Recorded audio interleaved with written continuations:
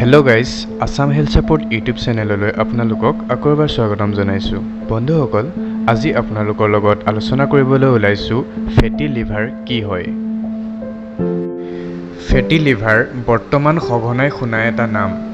বৰ্তমান সময়ত 100%ৰে 30% মানুহৰে ফেটি লিভাৰ আছে বুলি জানিব পৰা গৈছে।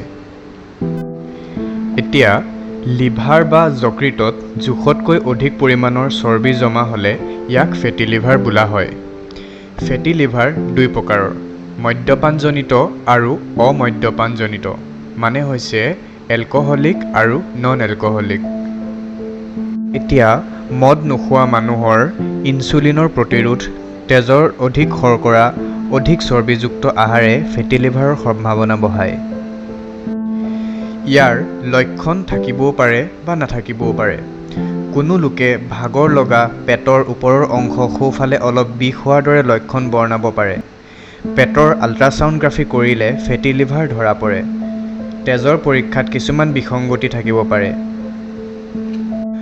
বয়সস্থ লোকৰ দীৰ্ঘম্যাদী যকৃতৰ ৰোগৰ ভিতৰত ফেটি লিভাৰৰ স্থান সম্ভৱ 1 নম্বৰত।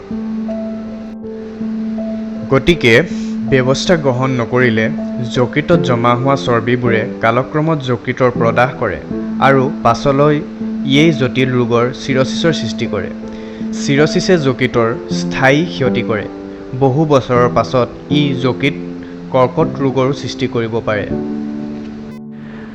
গতিকে ইমানখিনি হোৱাৰ আগতেই স্বাস্থ্যকৰ আহাৰ, ব্যায়াম, ওজন হ্ৰাস, শৰ্কৰা নিয়ন্ত্ৰণ আদি উপায়েৰে ফেটি লিভাৰ নিৰাময় কৰিব পাৰি। সাধাৰণতে ইয়াৰ বাবে কোনো ঔষধৰ প্ৰয়োজন নহয়। তেজৰ কলেষ্টৰেল বেছি বাঢ়ি থাকিলে চিকিৎসকে ঔষধো দিব পাৰে। মদ্যপানজনিত ফেটি লিভাৰৰ বাবে অৱশ্যেই সুৰা বৰ্জন কৰিব লাগিব। তো বন্ধুসকল, আজিৰ কাৰণে ফেটি লিভাৰ কি হয় সেই বিষয়ে অলপ আপোনালোকক অৱগত কৰিলোঁ। যদিহে আপোনাৰ ভিডিঅ'টো ভাল লাগিলে তেন্তে ভিডিঅ'টো লাইক কৰিব, কমেণ্ট কৰিব আৰু শ্বেয়াৰ কৰিব, আৰু লগতে থকা ছাবস্ক্ৰাইব বাটনটো ক্লিক কৰিবলৈ নাপাহৰিব। ধন্যবাদ।